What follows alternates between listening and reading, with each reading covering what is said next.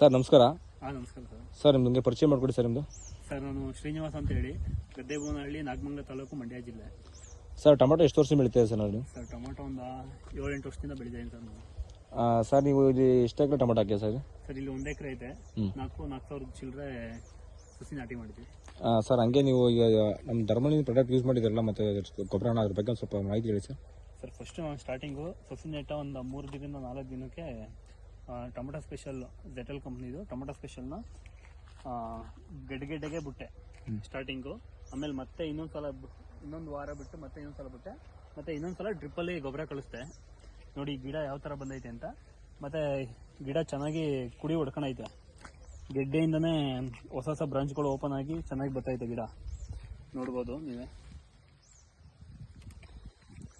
ಈಗ ಕರೆಕ್ಟಾಗಿ ಇದಕ್ಕೆ 30 ದಿನ ಆಗೈತೆ ಸರ್ ಇದು ನಾಟಿ ಮಾಡಿ. 30 ದಿವಸಕ್ಕೆ ಯಾವ ಥರ ಐತೆ ನೋಡಿ ನೀವು ಗಿಡ. ಅದು ಟೊಮೆಟೊ ಸ್ಪೆಷಲ್ ಗೊಬ್ಬರ ಬಿಟ್ಟಿದ್ರಿಂದ 11 ದಿವಸಕ್ಕೆ ಈ ಥರ ಬಂದೈತೆ ಅಂತ 11 ದಿವಸಕ್ಕೆ. ಸರ್ ಇವತ್ತು ಎಷ್ಟು ಸರ್ ಗಿಡ? ಸರ್ ಕರೆಕ್ಟಾಗಿ 1 ತಿಂಗಳಾಗಿದೆ ಸರ್, 30 ದಿನ ಆಗಿದೆ. 1 ತಿಂಗಳಾಗಿದೆ ಸರ್. ಮೊನ್ನೆ ಸ್ಪ್ರೇ ಮಾಡಿದ್ದೀನಿ.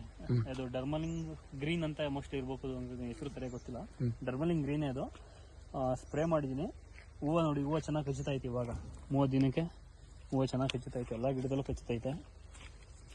ಚೆನ್ನಾಗಿ ಕೆಲಸ ಮಾಡ್ತಾಯಿದೆ, ಪರವಾಗಿಲ್ಲ, ವರ್ತಿದೆ ಸರ್. ಹಂಗೆ ಸರ್ ಇದಾದ್ಮೇಲೆ ಸರ್ ನೆಕ್ಸ್ಟ್ ಇದು ಟೊಮೆಟೊ ಸೆಕೆಂಡ್ ಸ್ಟೇಜ್ ಬರುತ್ತೆ. Second stage. ಹೌದು. ಅದನ್ನೊಂದ್ಸಲಿ ಸರ್, ಅದನ್ನ ನೆಕ್ಸ್ಟ್ ಬಿಡಿ. ಮತ್ತೆ ಒಂದ್ಸಲಿ ಸರ್ ಡ್ರಮಲಿಂದ ಗ್ರೀನ್ ರೆಡ್ ಅಂತ ಒಂದು ಬರುತ್ತೆ ಸರ್, ಅದನ್ನೊಂದ್ಸಲಿ ಬಿಡಿ. ಅದು ಚೆನ್ನಾಗಿ ಬರುತ್ತೆ ಸರ್. ಸರ್ ಇದ್ರ ಬಗ್ಗೆ ಮೆಣಸಿಗೆ ಸರ್ ಬಳಸ್ಬೋದು ಸರ್ ರೈತರು ಎಲ್ಲರೂ? ಹಾಂ ಸರ್. ಏನಂತಂದರೆ ಕಡಿಮೆ ದುಡ್ಡಲ್ಲಿ ಈಗ ನಾವು ಬೇರೆ ಕಂಪ್ನಿ ಗೊಬ್ಬರ ತಗೊಂಡ್ಬಿಡ್ತೀವಿ ಅಂತಂದರೆ ಈಗ 1,000 ಆಗೋದಕ್ಕೆ ಅದು 1,500 ಆಗುತ್ತೆ.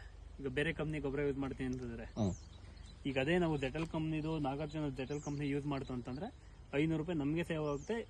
ಗಿಡ ಚೆನ್ನಾಗಿ ಇಂಪ್ರೂವ್ಮೆಂಟು ಸಹ ಆಗುತ್ತೆ. Thanks sir. ಮತ್ತು ಹೂವು ಕಚ್ಚೋಕ್ಕೆ ಡರ್ಮಲಿಂಗ್ ಅದು ಇದೆಯಲ್ಲ, ತುಂಬ ಕೆಲಸ ಮಾಡುತ್ತೆ ಸರ್, ಪರವಾಗಿಲ್ಲ ಸರ್. ಧನ್ಯವಾದಗಳು ಸರ್. Thank you sir.